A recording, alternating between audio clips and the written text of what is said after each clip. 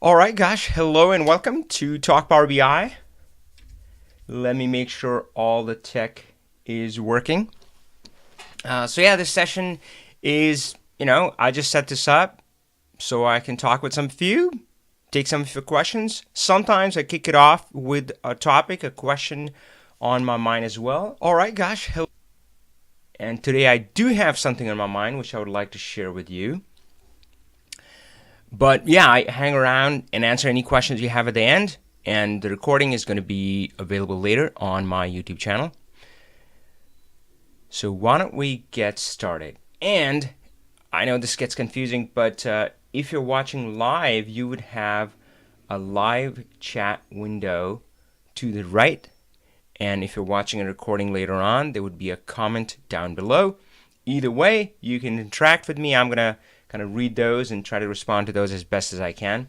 Either way, so terrific. Let's get going. Again, the live chat window is on your right. If you're watching now, just drop in, say hi. I'd love to hear from you. Where are you calling in from and so forth. And on the watch page, there's also information on joining the live call later on so that you and I can just talk. And so that's that. Let's go to the topic of the day. So this came from my discussion with my new class, which just started. So I've been running training for a long time. I've been focused on online training through learnpowerbi.com since the beginning of this year. This is the fourth class I'm running. The class actually kicks off in September, but the enrollment is done. And as we started, we did the kickoff call and, just meet and greet, just saying hello, just getting to know everybody. Because the idea is also to kind of connect with other students. But quite a few students had questions around deployment. And either they were kind of in charge of deployment or, hoping to lead it and so forth. And they had a lot of questions. They're like, oh, what about this? What about security? What about sharing with others? Sharing outside organizations? And I try to answer them. But I felt for the larger community, I'm sure a lot of you might be in the same space, or some of you might have traveled in this journey, and it might be helpful for you to share. Hold on, why can't I switch my window anymore? Oh, there it is. Perfect. I want to keep an eye on the chat window. All right, Shams, Greg, and Cynthia, hello, and welcome. Glad to have you on the live call. So the idea was to have some kind of a trail map. And I do go hiking as often as I can with my family. And of course, the trail map is such a help. We can navigate, we can route out different paths to the same destination. Oh no, we're going to take the longer, more scenic route or something like that. You can do the same with Power BI. So yeah, some kind of a roadmap. And the more I thought about it in the terms of, it seems the key decision is whether you want to go the cloud way. Actually, I'll talk about that in a second. So I'll get to that, but really the idea here is Power BI is big, right? It's changed my life, and I think it's the real deal this time. And I talk about this transformation, kind of sad face to this let the data be your wings. And I talk about this transformation of going from cog to linchpin. And at least linchpin was a new word for me, so that's what the definition is there, right? So being just a cog in the giant system to being something who's truly making an impact. And the first thing I think you need to understand with Power BI is this author, publish, consume paradigm. And some folks totally get it. A lot of folks who are kind of coming from IT and SQL background, they're like, yep, Avi, got this. That's how we've been working for so long. But I usually work with business users, and for them, this is alien. They usually used to working with just a bunch of Excel files. And yes, they might kind of save them, put them in a shared location, and so forth. But there's no concept of single source of truth.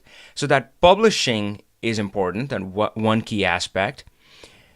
And the other key aspect, it seemed, was this choice between, are we going to go the cloud route Are we going to stay on-premise, or we can do both?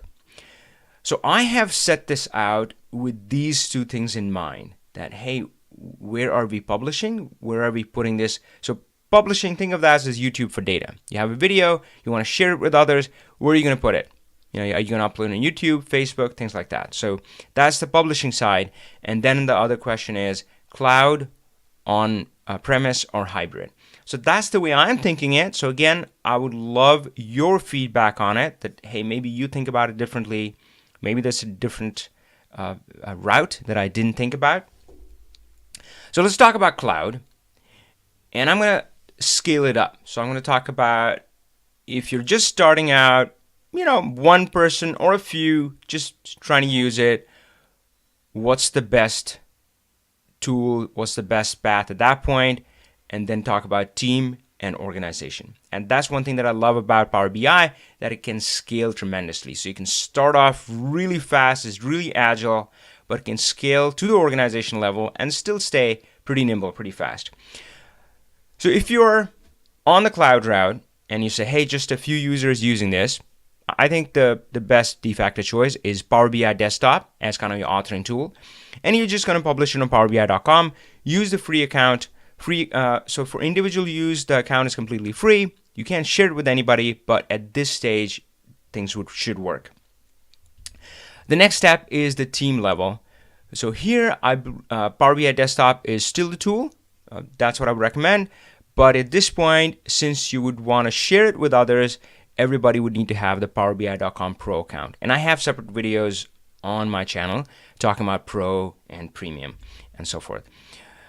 The next level is organization. And here, I believe Power BI Desktop can still be the tool of choice. There are some other options, which I'll talk about in the other context when I talk about on-premise and hybrid, but they may apply here as well. So if you're really going large scale, I don't know, 100,000 users, right? Something like that, then there might be more here. But Power BI Desktop is still going to be a tool you use.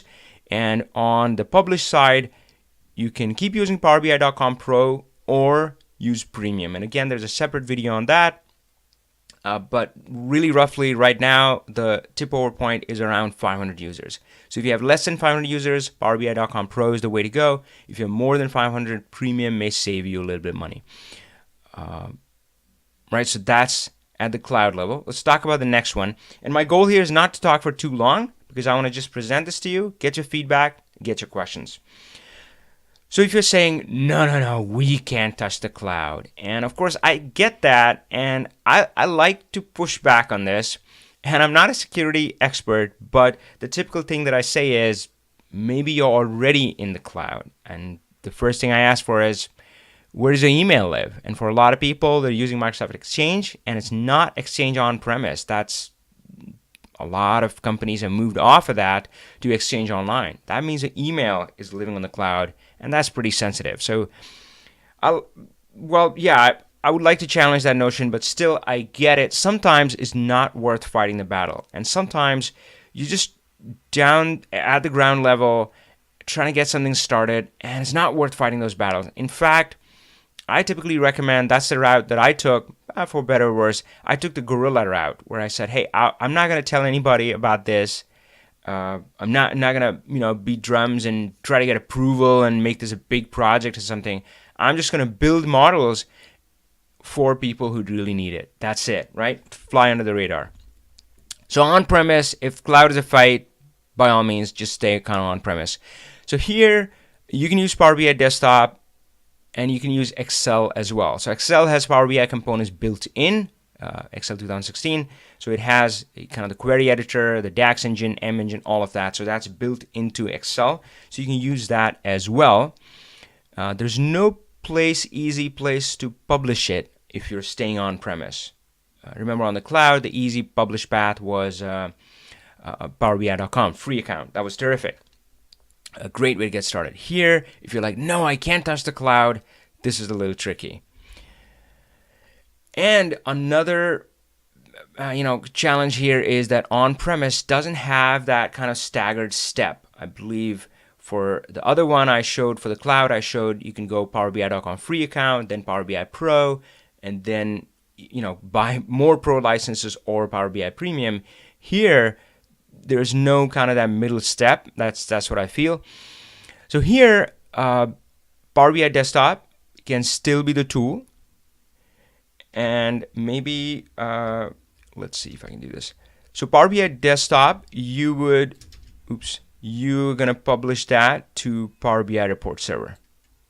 Oh, that's kind of hard to see. Right, so, and if you're using Excel, and again, Excel with Power BI built in. So I'm not talking about the old style Excel worksheets. I don't really care about that. I just care about the DAX, the M engine, all of that, the model. So you have built that in, and you can publish that to SSAS Tabular, actually. Or you can also publish that to the Power BI Report Server. So those are your options. And then the next option is using Visual Studio to create SSAS Tabular projects. Now, SSAS Tabular is one of my favorite tools. I was kind of scared to move to it, but what I realized was that it uses the same engine. In fact, the engines for all three of these are the same. Power BI Desktop, Excel with Power BI built in, and SSAS Tabular have the same engine. So really, if you learn Power BI in any one of these environments, you can execute it or use any of the other tools, more or less, right? Some UI differences and so forth, but overall, the DAX is the same, M is the same, and so forth. So SSAS Tabular, I love it, but you can use SSAS Tabular kind of the lightweight way. That's how I started. I used Excel files and published them to SSAS Tabular. But the next step would be to use Visual Studio. And again, I was also scared of this step, but again, it's the same concept, so it's not that much of a big deal. So you can use Visual Studio. Now, this is playing in the big leagues. For one, you can really work with large data sets. How large? Well, I remember I was working with NBC Universal, and they had a database with 1 terabyte of data. Now, they pulled that into a model, into a Power BI model, and it compressed. Power BI is great at compression, columnar compression, all of those techniques, and that compressed down to 250 gigabytes. So that's great compression, but that's still pretty big. You wouldn't want to work with a 250 gigabytes Power BI desktop file. I mean, I'm not even sure that's possible. Maybe it is, but right, so that's going to be, it's just not going to work. So Visual Studio and SSAS Tabular is the way to go over there. So that's there, and Visual Studio has some other kind of enterprise level options, partitioning, things like that. So that option is there as well. And you can also use these two, the SSAS Tabular and Power BI Report Server, in combination.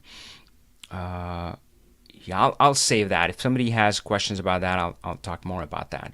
So again, this is on-premise. We talked about cloud earlier. So on-premise, you use Power BI Desktop or Excel with Power BI built in. And once you go to the team organization level, then you can use an on-premise SSAS Tabular server and or a Power BI report server. You can use both. Now let's talk about the hybrid. And of course, you can start one place and in the other spot. Hybrid, I believe, gives you the most flexibility. So here, I would recommend the route when you're just starting out is similar to the cloud route, Power BI Desktop and PowerBI.com free for individual, just trying it out. For team level, buy some Pro licenses, so you have Power BI Desktop, PowerBI.com Pro. And for organization, now you've rolled it out to a whole bunch of people. Maybe the main authoring tool is still Power BI Desktop, and you're publishing that to PowerBI.com Pro Premium. Maybe there are some users who don't care that much about Power BI Desktop. I mean, if they're long-time Excel users, let them use Excel and the Power BI features within Excel. So that's okay too. So that's kind of this guy, and they can publish to different spots. They can publish to PowerBI.com and so forth. And then you have a choice. Again, SSAS Tabular is more of kind of an exception, as in that shouldn't be your go-to. You should say, hey, do I need it? Why do I need it? I mean, am I handling large data sets? Is partitioning really important, or some other criteria? So you can evaluate those as well. So you have kind of those options in the back pocket. One thing about Power BI Report Server, at least that's how Microsoft is positioning it. It's I think it's kind of cool. So the way to buy Power BI Report Server is really to buy Power BI Premium, right? So Power BI Premium gives you the cloud capacity, or it allows you to run that on-premise. So the idea there is that if you're not ready for cloud right now, you can go with Power BI Report Server, but you kind of have already bought into the cloud. You have the Power BI Premium capacity. So at some point, you can just switch that and say, hey, I just want to move to this Power BI Premium. So you've already bought it. So that can be one path. So I realize that this is not going to answer all the questions, but again, the hope is to have a high-level trail map, right? So have this idea of, either cloud, on-premise, or hybrid, and just kind of a high-level sense of how things might proceed. Now, I thought of a few questions after this. I'll skip this guy. So I know there are more questions, more nuances around this, but I'll stop right there, and I will open it up to all of you guys, and let's see.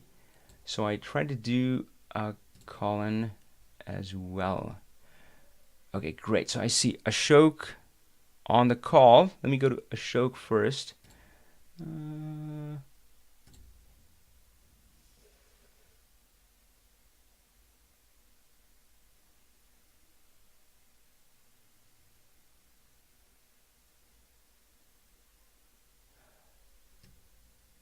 All right, great. So this is, let's try this. Is it gonna work?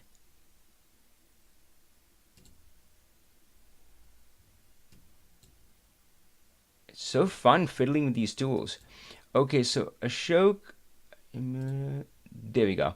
I think you're on mute. Go ahead and say hi to me. All right, hey, hi there.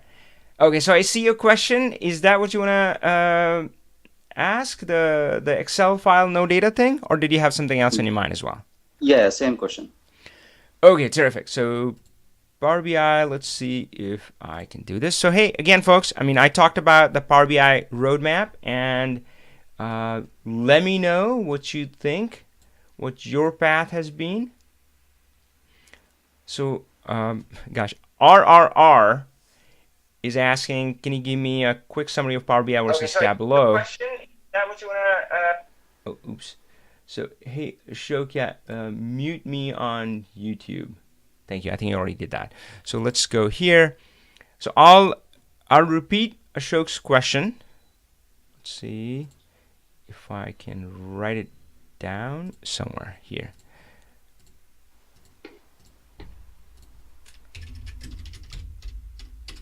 So Ashok, so RRR, I'll write your question as well. Power BI versus Tableau. Ashok is asking, how do I see items with no data? Okay, great.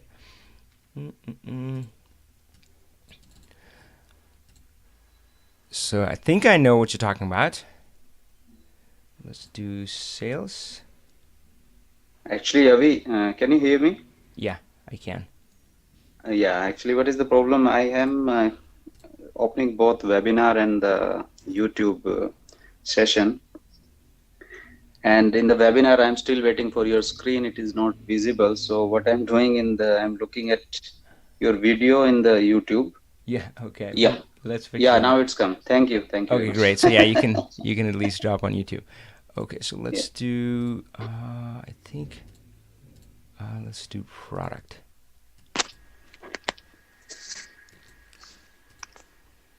Okay, so I'm going to set up Ashok's question, make sure I have it right, and then we'll see how we can solve it.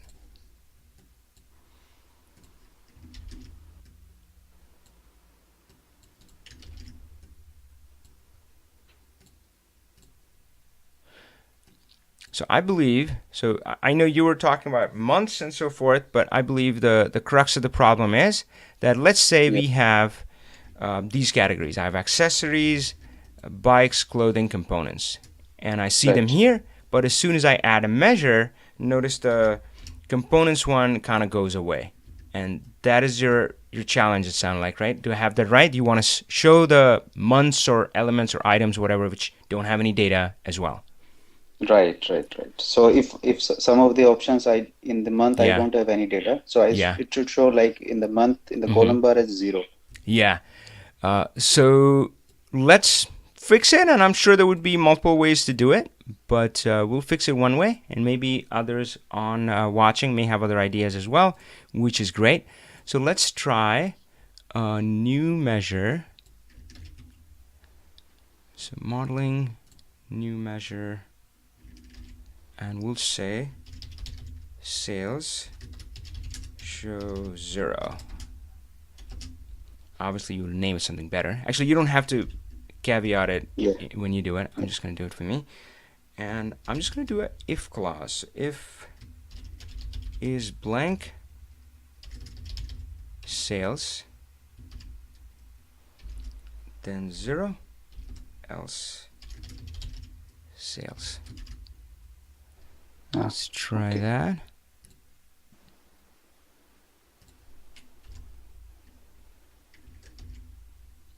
And now, if we duplicate this guy and add this new measure, oops, I was like, what happened to this? I just dragged the wrong measure. So it shows 0, Okay. but this is, I mean, yes, you can use it, but with some caution, because I'll show you what it does. So let's go to something else. Let's go to subcategory.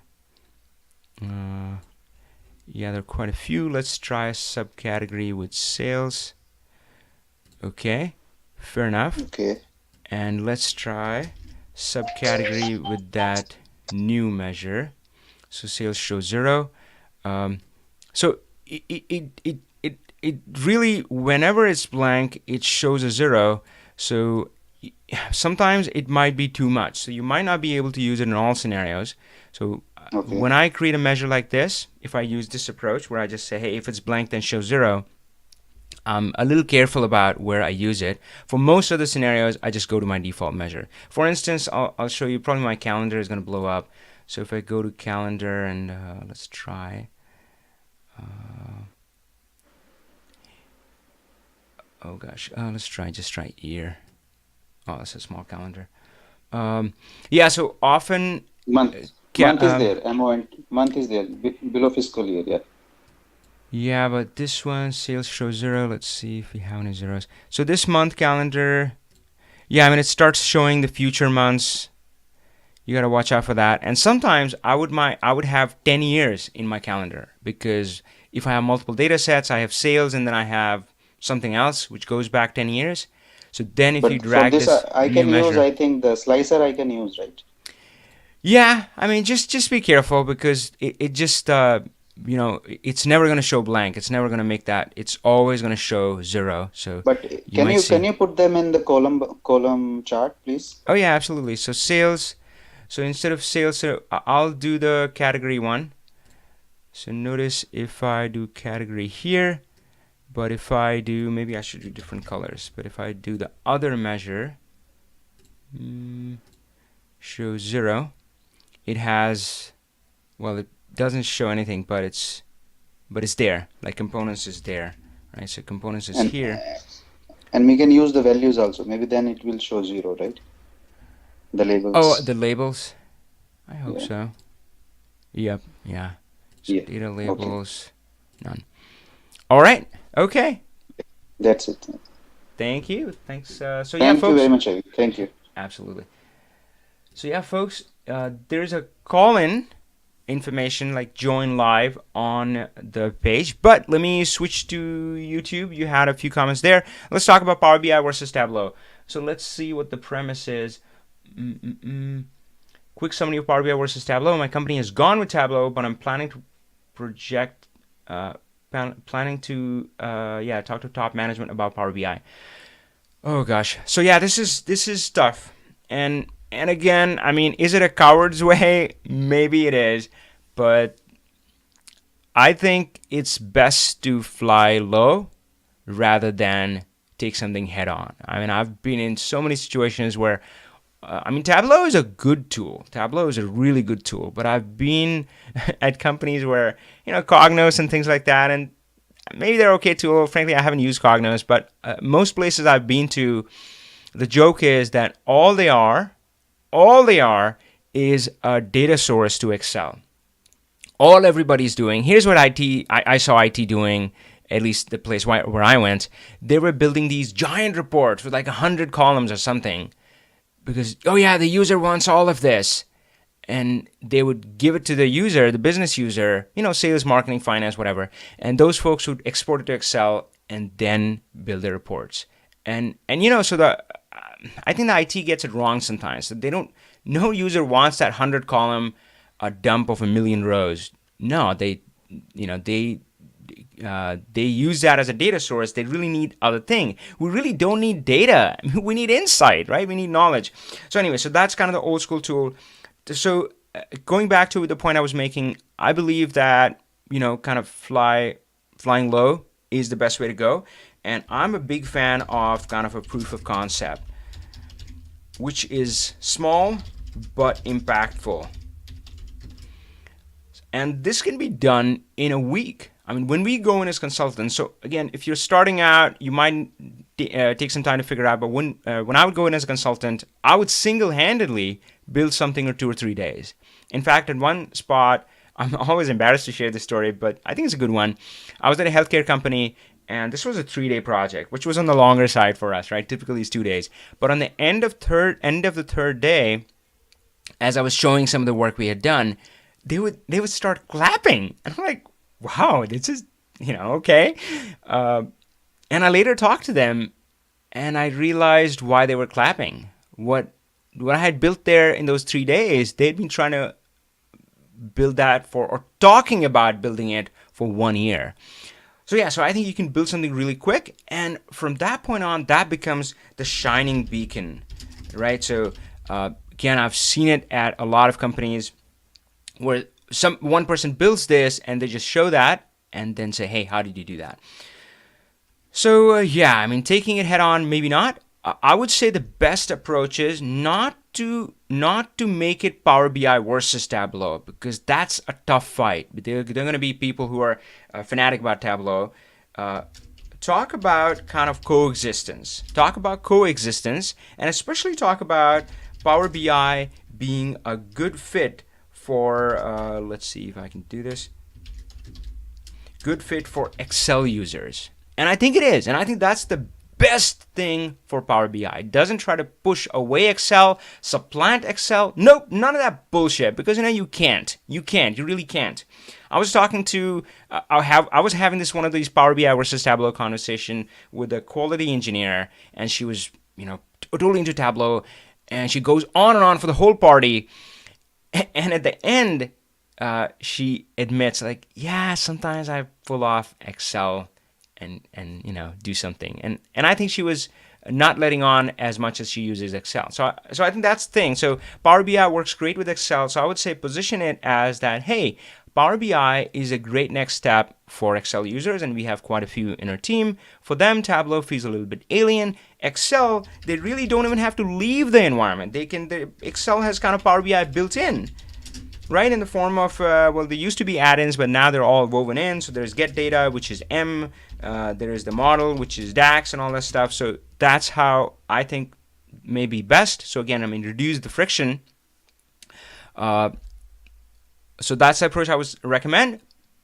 If we're talking head-on-head, Power BI versus Tableau, I do believe that Tableau is superior to Power BI when it comes to visualization. It's got lots of bells and whistles, but Power BI has the custom visual thing going, which could be pretty phenomenal. I don't think it's there yet. Right now, frankly, I get a little confused with the custom visuals. Like, there's not that much guidance. It's a lot of shiny objects, which should not be used. Right? Visualization is not about shiny objects. Stop doing that. So a lot of them may look fancy, look cool, but are atrocious. Please read Stephen Few. He's my Bible, right? Information dashboard design. So visualization, I believe Tableau has more capabilities, is slicker. They may not retain that advantage going forward. But in my mind, that advantage counts for nothing, because the heart of the thing is in the data model. Being able to connect to multiple data sources, clean, shape, transform, bring them in, which is your query engine, right? So building the data model, that's step one, getting the data into the data model. And of course, then the power of relationships and measures. Ooh boy, right? So that's the heart of the thing. When I would go in as consultant, that's where we would spend 80% of our effort. 80%, probably more. Right? So, and that there, Power BI, just blows Tableau out of the water. Right, so I was teaching at UW, and it was mostly a Tableau class. They were very patient, listened to me the whole thing, and then we had this discussion, and they kind of said that, yep, Power BI has a lot of capabilities here. So head on head, I believe Power BI delivers a whole lot more where it matters. Now the challenge is this: nobody cares about data model. At least the decision makers don't. They couldn't care less. All they see is the fancy visuals, and Power BI does have some pretty cool things, but Tableau can make a pretty good case as well. So that's the challenge, and that is why I say fly below the radar, so that you can win the hearts of the real kind of worker bees on the ground, right? So folks who are daily struggling with data, and this is their struggle. This is the daily struggle. We're like, oh shit, how do I, I have to do this thing every month, every week, every day, and I have to do it manually. No, you don't. Now you have the query editor. Or, this complex calculation. No, just write a measure, define once, use everywhere. Okay, so to recap it, Power BI is my tool of choice because it's strongest in the data model segment. Clean, shape, transform, define the data model, define measures. So I would choose Power BI any day, even though Tableau right now has an edge in visuals. But if you're fighting that battle, probably don't. Position this as a coexistence, Power BI for Excel users, and it is a great choice for that. And maybe, I'm pretty sure that's happening in a lot of industries where Power BI and Tableau are being used side by side. Okay. All right, hope that helped. Let's see. What else? Okay, I don't see anybody on the call.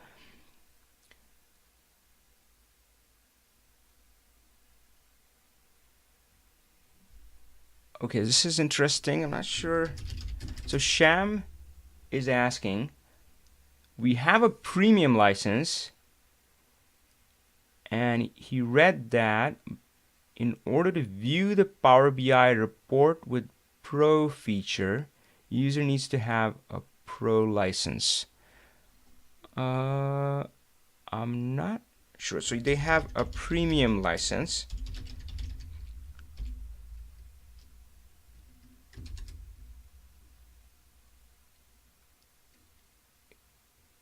Yeah, okay, fair enough. So I'll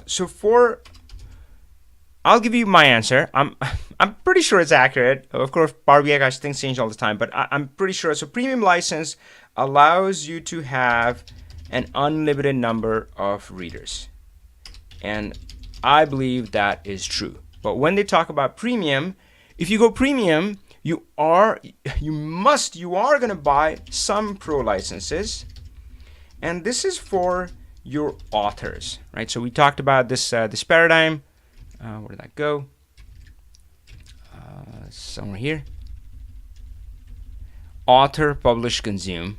So your consumption side, this could be 1,000 users. This could be more. Of course, theoretically, you can have unlimited readers, but in practice, it's going to be based on how many users you have and how hard are they hitting the servers, what is the peak usage, and so forth. So maybe you can get away with P1 and have 100,000 users. Maybe you need to pay more for P2 or P3. So P1 comes in, I don't know how many cores, but that's a starting point. That's $5,000 per month.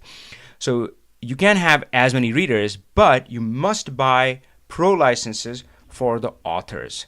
So authors are going to be using Power BI Desktop, and of course Power BI Desktop is free, but then they're going to be able to kind of publish it to PowerBI.com. They're going to be able to go to PowerBI.com and schedule a refresh, define row-level security, define security, things like that, right? So that's where you need the Pro license. So it's kind of for the authors.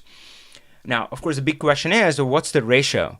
And I believe the ratio used to be 1 in 20. Right? So if you look at a group of 20 business users, sales, finance, or you would find one data guy, right? And those of you who are on the call, will know what I'm talking about. That you were the it guy, right? Everybody kind of came to you for the data and so forth. So it used to be 1 in 20. Now, I was able to go from kind of an Excel user working in that fashion, helping my team, helping my colleagues, to running a BI platform using Power BI for 500 plus users. So I think the ratio is going to be really out of whack. I don't know. So I would claim that, yeah, you can have one author for every 100 consumers or more, right? So that's kind of the ratio. I think, so Power BI, so check out my video on my channel around Power BI Pro and Premium, but yeah, so you do need Pro licenses, but that's not for the readers. If all they're doing is kind of just checking out the reports and so forth with full interactivity, they don't need that.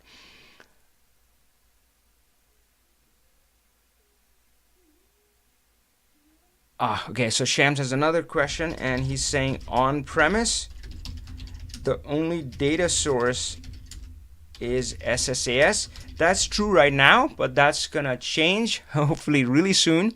And I think they're gonna open it up to all of the data sources that are generally available in Power BI. So what he's talking about right now is you go to Power BI. Let me just do a new document here. Do I have one here? Oh, great. And if you're just using Power BI, you can connect to a whole bunch of things. But if you're going to deploy it to an on-premise Power BI report server, then you would connect to an analysis server. Let's see if I have one running. I do. And you're going to say connect live. Yes, you're going to say connect live. And I just have one model, the hello world. Great. And you're going to build in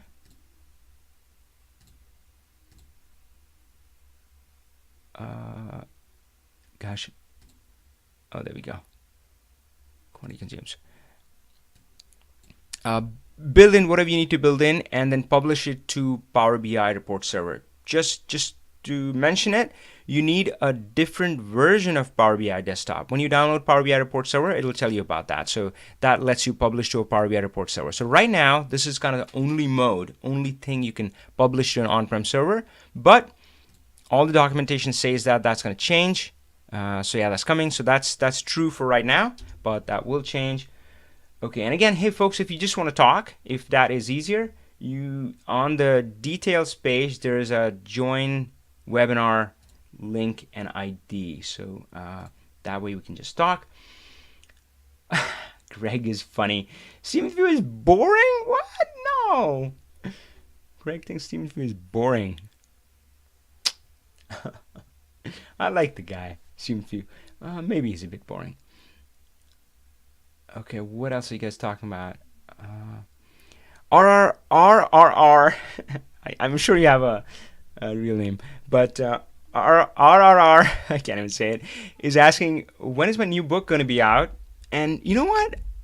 I, of course, never say never, but right now I feel like never, because the book, I really got down and wrote the book in the summer of 2015. Yes, my friend, that's when I wrote the book, and I was sitting down and spending nights. And actually, I enjoyed the process of writing the book. And two things. One, it's hard to update. Truth be told, the second edition, only thing we've done since it was, so I wrote it in summer of 2015. It came out in January 2016. And the only thing we've fixed are the typos. So it's kind of hard to update. And on the other hand, I'm now doing this Learn Power BI video course, which I update all the time. Pretty much for every class, I've snuck in an update video or a new video or something. Of course, I recently did the Power BI Premium and Pro. I want to go back and add one more about app workspace and so forth. So things are changing so fast. I want to keep that updated, and that's so easy. It's easier. It's still not easy, but it's easier than a book. That's one thing. And the other thing, it's a little more personal, but I've shared with a lot of you earlier, which is Well, the books, I know they touched a lot of lives, but at the risk of sounding selfish, I didn't get back as much. Because the book, somebody would be curled up in their bed and reading it, and maybe they're loving it. I don't know. They don't talk to me. And I read some reviews on Amazon, but it's not the same. I wanted more. I wanted to feel connected with this community. And that happens here. It's happening right now on YouTube Live. I'm like, awesome. You guys are here talking to me. Great. And I have to say, interacting with my students, that's a whole different level. So I did a video yesterday because I was so overcome with emotion. And I realized, gosh, this happens every Thursday, because every Thursday I get together with my students, Learn Power BI students, and hang out and talk. And yeah, and it's not just about Power BI. It's not just about questions. We get to know each other and so forth. So I get a lot more out of this. Sorry, I'm being selfish, I know. But so I'm going to focus on my course and students first of all, and then, of course, kind of the YouTube stuff.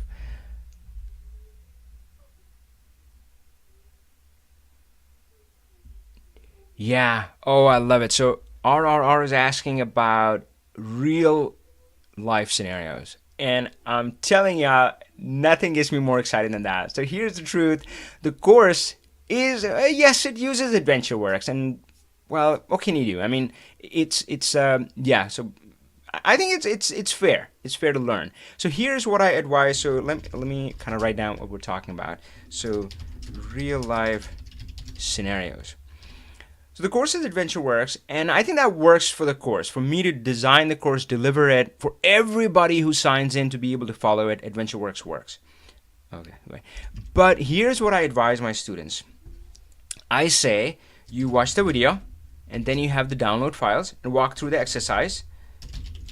Great, just build some muscle memory. Yeah, here's where I click to add a new measure, things like that. And then go try it. I should have a small word for this. Go try it with your own data. Right? And at this point, this is where I believe the community to learn Power BI really helps, is that inevitably when you go try it with your own data, you're like, oh, damn it. I mean, for Avi, it worked. For the demo, it worked. For the video I saw on YouTube, it worked. But now I'm trying and it just doesn't, because real life is messy. Real data is messy, and there's always something off. So here's where you'll get stuck, and that's where we make sure you have ample help within the program. So, of course, we have the Facebook group for current and past students. I've been dropping in there, doing kind of Facebook Live sessions to answer questions. So we get you over that hurdle, and then you kind of repeat the journey. You kind of go through more videos. But let's talk about real life scenarios. So when we do the Q&A calls, my students throw me. So this is what they're doing. They're trying it out with their own data, and then they're asking for help. So most of the question, 90% of the question, they're not asking about the video. Like, oh, you said this in video in 2 minutes. No, nobody's asked that yet. Usually they're like, hey, Avi, I went through the query editor chapter. Now I'm trying it with this data set, and it's not working. So let's see. So I think... I don't think I've put any videos yet, but I would. So what I would do is I would leak some of the course material onto my YouTube channel. So even though you're not in my program, you would see some of it. But for now, let me just show you the program.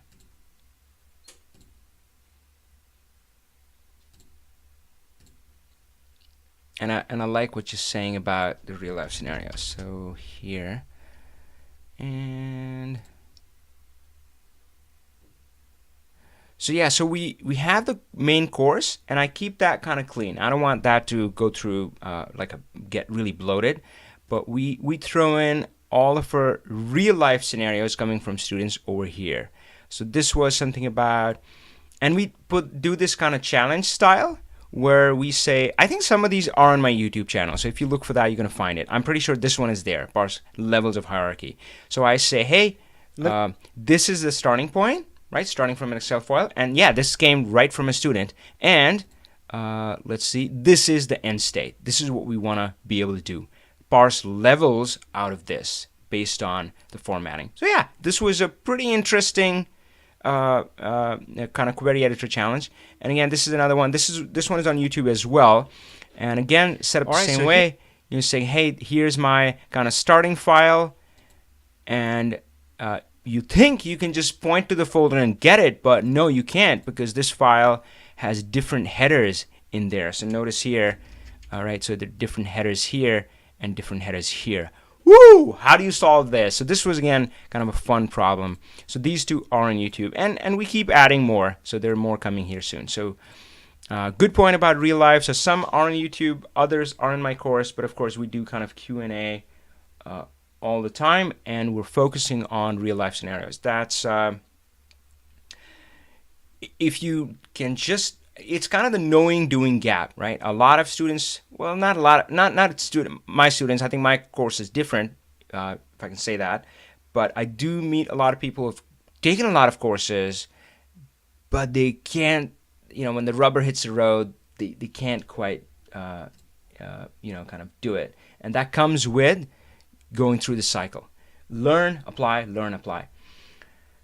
Okay, Ankush is asking, and again, folks, Amanda is on the call.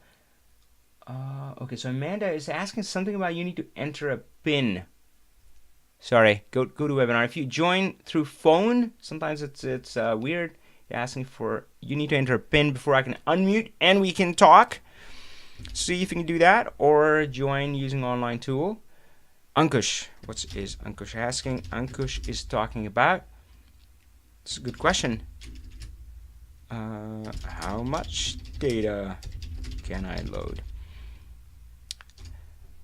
Good question. How much data can you load in Power BI? And the short answer is as much as you want. Okay, side story. So I was born in India. I came here in 1999, just before the big Y2K. And I remember walking into a library, and I asked the librarian, I picked a few books, and I asked her, hey, how many books can I borrow? And she said, as many as you can carry. And I have to say, for somebody who's from India, hey, resources are limited. It's a land of 1 billion people. So yeah, resources are limited. Yeah, our libraries, you can't borrow as many books as you can carry. So I was pretty amazed by that. So yeah, the answer is as much as you want. But, there's a fine print. Yes, my friend, there's a fine print. So let's talk about that. So as much as you want. Let's just start with Excel. So Excel, how many rows of data can you have? Oh, is it 1 million? I know it's not like exactly 1 million, but 1 million? Sure, theoretically you can have 1 million rows of data, but we know that in practice that's not quite true. I mean, Excel, I have loaded data which maybe had I created a lot of formulas or VLOOKUPs and things like that, and a lot of columns, ended up with a lot of columns, which is what happens in Excel anyway, and it would be slow as molasses with 10,000 rows, and I couldn't imagine loading anymore. So yeah, I mean, the real answer kind of varies. So that's kind of Excel. Power BI, I will say 1 million rows. No worries. I wouldn't even blink before loading 1 million rows. 100 million, I'll think about it. Gosh, I don't know, 500 million to 1 billion plus. You gotta be careful. So let's talk about this middle terrain, 100 million. So when I see 100 million, I would focus on the shape of the data. So if you look at AdventureWorks here, so this is a small data set, but you want to see structure like this. You want to see a separate data table. You want to see separate fact tables. If you see one table with 100 columns, you're going to end up with the same thing as Excel. I have met people who like Power BI can handle big data. That's bogus. I loaded my 10,000 rows in Power BI and it doesn't work because they have 100 columns. I'm like, oh my gosh, please don't kill Power BI like that. So yeah, so you got to focus on the shape, and that's good not just for optimization, not just for being able to load more data. That's good in so many ways. This is the structure that works. It helps you extend the model easily. It helps you define your measures easily. So I talk a lot about this in my course. This is certainly one of my favorite topics, kind of the data modeling kind of thing. So I look at the structure, and Well, there are other optimizations you can do. So you got to be a little careful. On the big scale, gosh, I think you can pull this off only in a few scenarios, because yeah, this could be a lot of data. So if your data table, which has a billion rows, let's say a billion rows, right? It's very narrow. And typically you like data tables to be narrow, which means they don't have that many columns. Again, measures don't count. Don't worry about measures. I've had 600 plus measures in my models. Don't worry about it, right? But columns for themselves, it should be pretty skinny. So if you have just the keys which connect you to other tables, and then maybe just one number, I don't know, sales, that's it, then it's pretty skinny. You might be able to do a big table. Might even be able to do a billion rows. But otherwise, most likely not. And again, the scenario that I was talking about, where they started with a terabyte of data, compressed that down to 250 gigabytes, you can't do that. Well, you can't do that in Power BI desktop. But Power BI has an elder cousin, which is SSAS Tabular. And again, it has kind of the same engine underneath. It's the same technology. The measures work the same. There's DAX. There's now there's M as well in there. So SSAS Tabular, and this can, at least theoretically, handle unlimited data. Of course, it's all going to depend on kind of the hardware, or if you're in cloud, kind of the cores and so forth. Whatever. If you're buying SSAS Tabular in the cloud, you can do that. Azure Analysis Services. So Power BI, short answer, 100 million, 300 million, so forth. I think you should be able to do it as long as you're not you're following good data modeling principles. You may be able to go bigger than that if your data is kind of a pretty clean data set where the data table is kind of narrow. For going larger, I would just say think SSAS Tabular, and then you can grow quite a bit. 250 gigabytes, and again, that's compressed. The uncompressed data was 1 terabyte. That's pretty big. You know, that's the biggest that I've worked with. So hopefully, what you're working with is kind of within that range. Okay, let's see. Gosh, so Amanda, I see you on the call, but sorry, it says it can't be. I can't unmute you till they enter the PIN. If you join using desktop, maybe that would work. Sorry. Or try just typing in your question in the chat window on YouTube Live. Of course, I love talking to you guys. That's the name, isn't it? Talk Power BI. So yeah, I love talking to you guys. Okay, great. Perfect. So RRR is gonna give me a treat when I travel to India. Great. I'll hold you to that one. Yeah, I know. I'm not gonna write that down. All right, folks. So I see the comments winding down. We're close to the hour mark. Let's do a last call. So if you have any questions, just type them in. And I've learned to be a little patient. I know there's a delay in the YouTube. So the first time I did it, I said, are there any questions? And I didn't hear anything. And like, okay, click, hang up. So I'm going to stay for a little bit more, just so you kind of hear the last call. And Amanda, I really wish I could.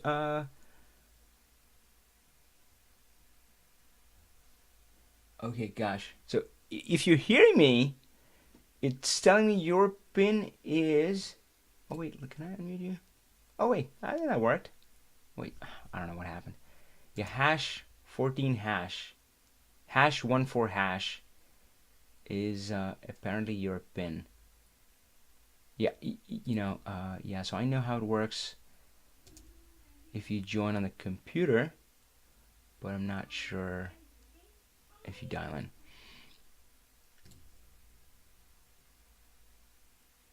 Okay. All right. So, yep, we'll see you again on Talk Power BI, and power on, my friends.